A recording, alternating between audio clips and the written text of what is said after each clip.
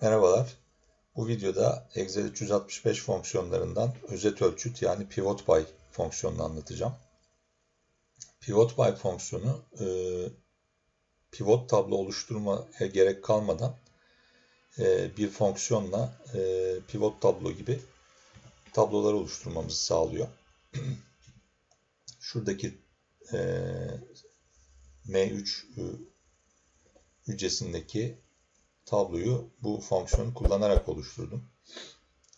Herhangi bir şuradan ekle, işte pivot table, tablodan veri aralığından gibi bir seçeneğe gerek kalmadan Excel 365'in bu fonksiyonuyla pivot tablo benzeri tablolar oluşturabiliyoruz. Şöyle, bunun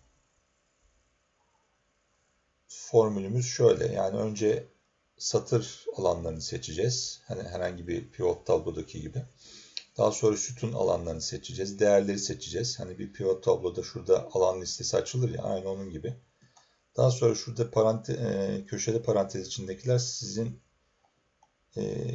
tercihinize bağlı. Yani zorunlu olmayan alanlar. Onları bu videoda anlatmayacağım ama belki ileriki videolarda anlatırım. Şimdi daha basit bir kullanım yöntemini göstereceğim size. En çok kullanılan şekilde. Şöyle ilerleyelim. Aynı tablonun bir tane farklı bir sayfayı oluşturmuştum. Şimdi yine M3 hücresine gelelim. Eşittir. Türkçe kullanıyorsanız özet ölçüt, İngilizce kullanıyorsanız pivot by kullanacaksınız. Row fields yani satır alanları hangisi olsun diyor. Satır alanlarımızda şuradaki ürünlerimizin açıklamasını ekleyelim. Noktalı virgül. Call fields yani column fields, sütunlarımızda ne olacak? Sütunlarımızda da bölge isimleri yani region'ı seçelim. Orada da şöyle yapalım.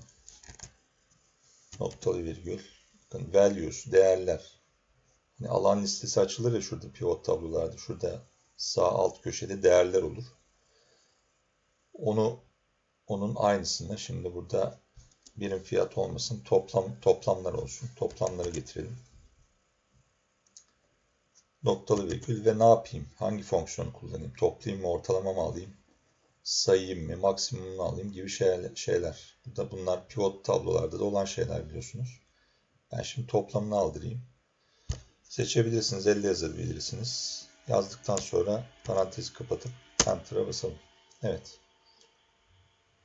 Gayet güzel. Pivot tablo gibi sütunlar, satırlar ve değerlerin toplamı şeklinde aldı. Formülümüz de şurada. Dinamik olduğu için tek bir alana girmeniz yeterli buna. Şuradan istediğiniz gibi sütun başlıklarını tabii kendiniz şöyle belirleyebilirsiniz. Şöyle Ctrl Shift ünlemle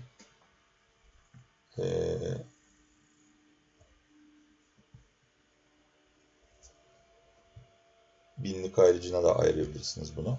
Yani genel toplamımız bu oluyor. Şöyle bunu da belirtebilirsiniz. Şöyle bir kontrol yapalım bakalım. Toplam. Bakın 419.290. Şimdi bunun toplamını almıştık. Bir de ortalamasını alan bir tablo oluşturalım. Bunun için de yine geliyorum. Yazmaya gerek yok şimdi. Şöyle Ctrl C ile seçtim ve Enter'a bastım. Aynısını şuraya yapalım. Formülü değiştireceğiz orada şimdi. Burada şuraya kadar aynı. Bu arada şunu da göstereyim, onu atlamayayım. Excel 365'in yeni özelliklerinden bir kırp aralığı diye bir formül var. Bu ne işe yarıyor? Aslında şöyle göstereyim onu. İki noktadan sonra yani alanımızı seçtikten sonra iki noktadan sonra bir tek nokta koyarsak hani bundan sonraki alanlar boş olanları getirme yani kırp anlamında yaparsanız, benim tablomda şimdi çıkmadı boş alan olmadığı için ama formülü şu şekilde de yazabilirsiniz, onu göstereyim. İki noktadan sonraki alanlara şöyle nokta koyarsanız boş alanları getirmez. Fonksiyon karşılığı da kırp aralığıdır bunun. Trim range diye geçer İngilizce'de. Bunu da aynı şekilde yapalım. Şöyle Ctrl C ile seçip Enter'a basıp şuraya başka bir pivot tablo oluşturalım. Evet, burada da alanımız aynı zaten hepsi. O yüzden şöyle, tabi burada sabitlemelere de dikkat edin. Ben burada yapmadım sabitleme ama onlara da dikkat etmeniz gerekiyor. Burada da ortalamasını alalım mesela. Şöyle çift tıklayarak Enter'a basalım. Şöyle binlik araçlarına ayırmak için de Ctrl Shift ünlem tuşuna bastığımız zaman burada da alan sütun başlıklarımızı şöyle belirginleştirelim. Şunları da isterseniz koyu yaparsınız şöyle.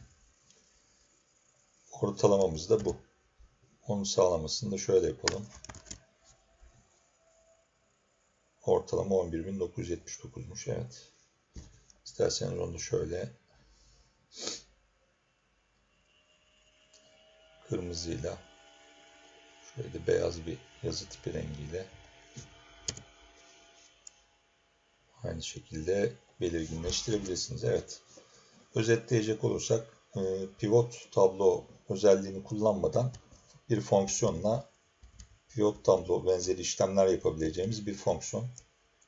Excel 365'in fonksiyonlarından daha önceki versiyonlarda çalışmaz. Çok faydalıdır. Bir nevi group by, daha önceki videolarımda anlattığım group by ile birlikte benzer işlevi görür ama ikisini beraber izlerseniz mesela o videoların daha çok kafanızda oturacaktır. Diğer videolarımla ilgili de kanalımda bir sürü konuyla ilgili video var. Bunları da izlemenizi tavsiye ederim. Benimkini veya diğer Excel videolarını izlemenizi tavsiye ederim. İzlediğiniz için teşekkürler. Sonraki videolarda görüşmek üzere. Hoşça kalın.